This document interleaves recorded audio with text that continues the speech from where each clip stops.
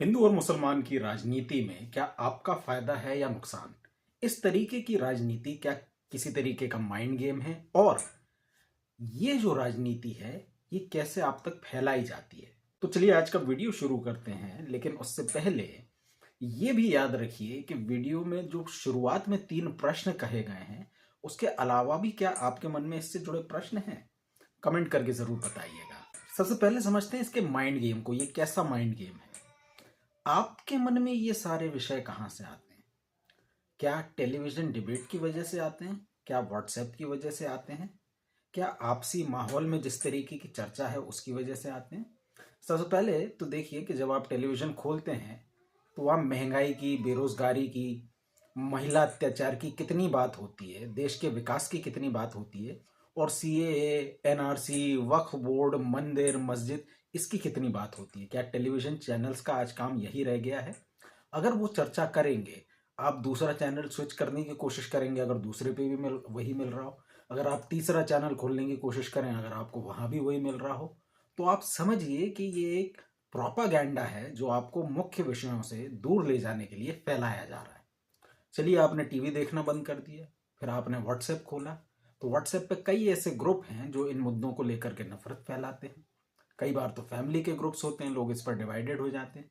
तो चाहे आप टेलीविजन देखिए, चाहे फिर आप देखिए व्हाट्सएप, आपको इसी तरीके की चीज़ें मिलती हैं। और क्योंकि ये दोनों चीज़ें आज लोगों को ऑक्यूपाई की हुई हैं, या तो व्यक्ति टीवी देखता है या मोबाइल देखता है, तो जब चर्चाएं होती हैं तो लोगों की चर्चा में भी ये बातें आ जाती हैं, तो तीसरे माध्यम से भी आप तक ये बातें पहुंचती हैं। तो चाहे टेलीविजन हो, चाहे मोबाइल फोन हो, चाहे वर्ड ऑफ माउथ हो, अगर आप तक ये बातें पहुंच रही है तो समझिए ये प्रोपागेंडा कहीं ना कहीं सफल हो रहा है। और ये तो हो गया इसका माइंड गेम। अब इसमें आपका फायदा है या नुकसान? इसमें आपका नुकसान के अलावा कुछ है नहीं। और वो इसलिए कि धर्म के नाम पर जो टीवी आपको दिखाता है, या जो व्हाट्सएप फॉरवर्ड मैसेज आते हैं, या जो लोग आपस में चर्चा करते हैं, उससे होना जाना कुछ है नहीं। देश का एक संविधान बना हुआ है, संविधान के अनुसार सबको अपने अधिकार प्राप्त हैं। और ये जो आपके मन में जो लोग ये बातें डालते हैं, इन लोगों के परिवार में देखिए कितने संपन्न होते हैं, इनको अपने जीवन की कितनी समस्याओं को लेकर के ये खुद इतने मुद्दों से, ये जो मुद्दे उठाते हैं, क्या ये खुद इन मुद्दों को फॉलो करते हैं? क्या ये खुद इन मुद्दों से इनके जीवन में कोई फर्क पड़ता है? शायद नहीं पड़ता है, लेकिन आपके जीवन में फर्क पड़ता है। आप जब भी मार्केट जाओगे तो आप साल दर साल महसूस कर रहे होगे कि वही 500 रुपये का नोट आपकी जेब में है, लेकिन 500 रुपये के नोट में जहां 10 साल पहले 50 चीजें आ जाती थी, तो आज 5 चीजें भी मुश्किल आती हैं। फल खरीदने की तो आप सोचिए ही मत।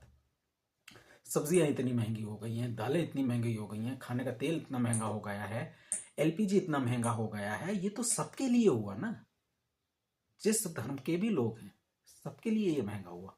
क्या आपके धर्म की पैरवी करने वाली पॉलिटिकल पार्टी ने आपके धर्म के लोगों के लिए ये सस्ता कर दिया है? इस बारे में कभी सोचिए। फिर सोचिए कि ये जो इस तरीके की बातें आती हैं, हमने माइंडसेट की बात की, हमने माइंड गेम की बात की, फिर हमने बात की कि इसमें आपका फायदा है या नुकसान, फिर हमने बात की कि आप तक कैसे पहुंचाई जाती हैं। सारी बातें तो है ही। इसके पीछे एक चीज और है कि पॉलिटिकल पार्टीज ये करती क्यों हैं? एक राजनीतिक दल जो लगातार एक धर्म को लगातार कुछ ना कुछ बुरा बताता रहता है और उस पर दबाव डाल के मीडिया चैनल्स पर इस तरीके की बहसें करवाता है, व्हाट्सएप फॉरवर्ड्स बनवाता है, उस राजनीतिक दल के लिए कितना कन्वीनियंट है कि आप तक ऐसी बातें पहुंचाए। क्योंकि जब चुनाव होते हैं तो धार्मिक उन्माद आप में यदि फैलाया जाएगा, तो आप कहाँ बात करोगे महंगाई की, आप कहाँ बात करोगे बेरोजगारी की, आप कहाँ बात करोगे डेवलपमेंट की? आपके देश में जो साइंटिफिक प्रोग्रेस हुई है, जो संस्थान बने हैं, आईआईटी बना है, आईआईएम बने हैं, एम्स बने हैं, बीएचएल बना है, इसरो बने हैं, कई सारे नवरत्न और महारत्न संस्थान हैं, उनके बारे में तो आपसे कोई चर्चा नहीं करता कि वो किस स्थिति में चल रहे हैं। चलिए वो छोड़िए, इनसे आपका हो सकता है रोज का वास्ता ना पड़े।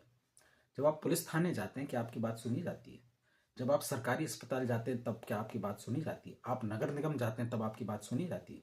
किसी सरकारी दफ्तर कोई प्रमाण बनवाने जाते हैं, क्या आपकी बात सुनी जाती है? आप एसडीएम के पास जाते हैं, आप टीआई के पास जाते हैं, क्या आपकी बात सुनी जाती है? अगर आपकी बात सुनी जाती है तो फिर मानिए कि ये सारे मुद्दे जो हैं ये विकास के इतर उठाए जा रहे हैं। लेकिन अगर आपकी बात इनमें से किसी भी एक जगह नहीं सुनी जाती है तो मान लीजिए कि आपको सरकार से प्रश्न करना चाहिए। सरकार से प्रश्न करिए कि सरकार ने आपके लिए क्या किया है। तो आज केवल इतनी ही बात करेंगे, इसके आगे की चर्चा जारी रखेंगे। इसी तरीके के वीडियोस को हासिल करने के लिए इस चैनल को लाइक, शेयर और सब्सक्राइब करिए। धन्यवाद।